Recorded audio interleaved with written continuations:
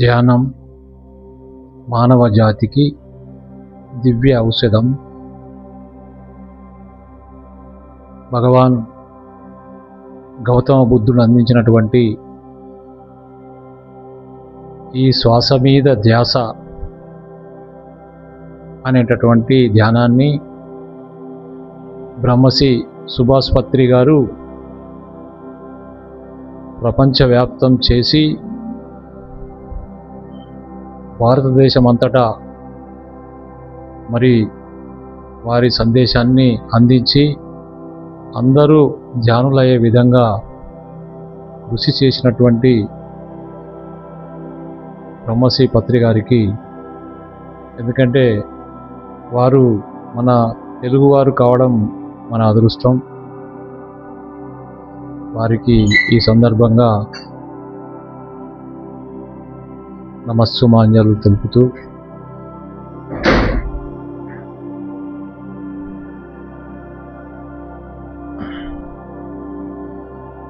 ఈనాటి ధ్యానం యొక్క విశిష్టత మనం శ్వాసని గమనిస్తూ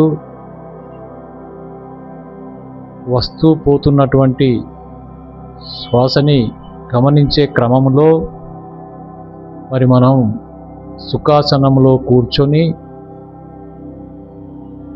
చేతిలో చేతి వేసుకొని కళ్ళు రెండు మూసుకొని నోరు మూసుకొని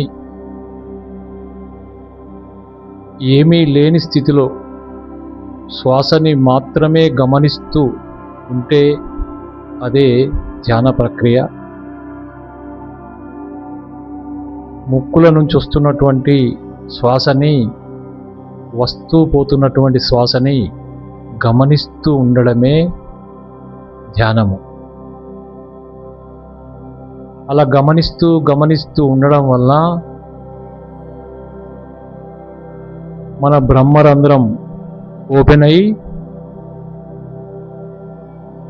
ఈ విశ్వానికి అనుసంధానమై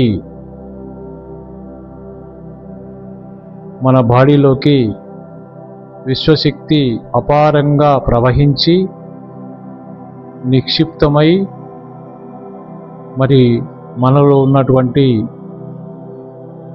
నాడీ మండల వ్యవస్థ అంతా కూడా శుద్ధి జరిగి కణజాలమంతా శక్తివంతమై మానసిక శారీరక సంపూర్ణ ఆరోగ్యవంతులుగా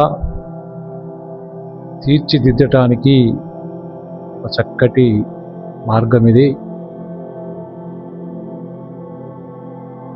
కాబట్టి ఎందరో మహానుభావులు మరి ధ్యానం ద్వారా ఎన్నో గొప్ప గొప్ప కార్యక్రమాలు సాధించి ఉన్నతమైనటువంటి స్థితిలో మరి ఉండడం జరిగింది. ధ్యానం అనేది పూర్వకాలంలో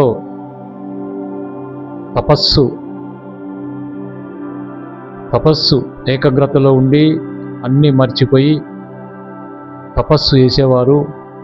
తపస్సంపన్నులై వారు ఎన్నో సాధించేవారు. మరి ఈనాడు మానవుడు ఉరుకులు పరుగులతో మనశ్శాంతి లేకుండా, ప్రశాంతత లేకుండా, అనారోగ్యానికి గురయ్యి అవస్థలు పడుతున్నటువంటి ఈ రోజులలో ధ్యానం అనేది అందరికీ అవసరం. అన్ని పనులు చేసుకుంటూ అలసిపోయిన ప్రతిసారి శ్వాసని గమనిస్తూ ఉంటే మరి మనం ఈ విశ్వానికి కనెక్ట్ అయ్యి విశ్వశక్తిని పొందేటటువంటి అవకాశాలు చాలా ఉంటాయి. కాబట్టి ఈ భూమిపై పుట్టినటువంటి ప్రతి జీవి, పశుపక్షాదులన్నీ కూడా మరి ప్రకృతి సిద్ధంగానే, సహజంగానే ప్రకృతిని అనుసరించే జీవనాన్ని కొనసాగిస్తే ఒక్క మనిషి తప్ప మనము ప్రకృతితో మానవులు కూడా ఒక భాగమే కాబట్టి మరి మనం మన జీవన విధానంలో ప్రకృతిని పక్కకెట్టి మనం తినే అలవాట్లు కానీ మన అతి ఆలోచనలు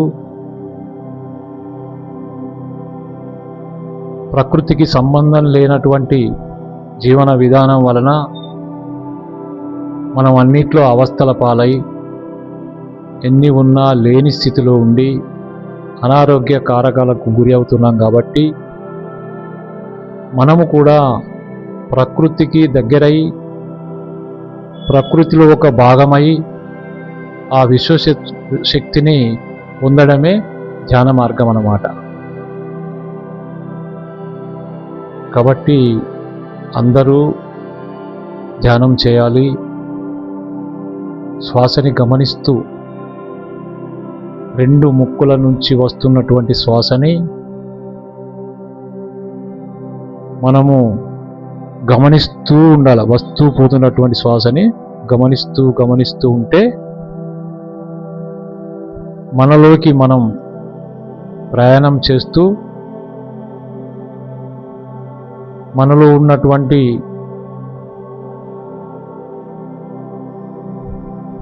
ఈ బ్రహ్మరంధ్రం ఓపెన్ అయ్యి మనము ప్రకృతికి అనుసంధానమయ్యి తద్వారా విశ్వశక్తిని పొందడం జరుగుతుంది. కాబట్టి శ్వాసని గమనిస్తూ మనలోకి మనం ప్రయాణం చేయాలని చెప్పి ఇది చక్కటి ప్రకృతి నియమం. ధ్యానం చేయడం వలన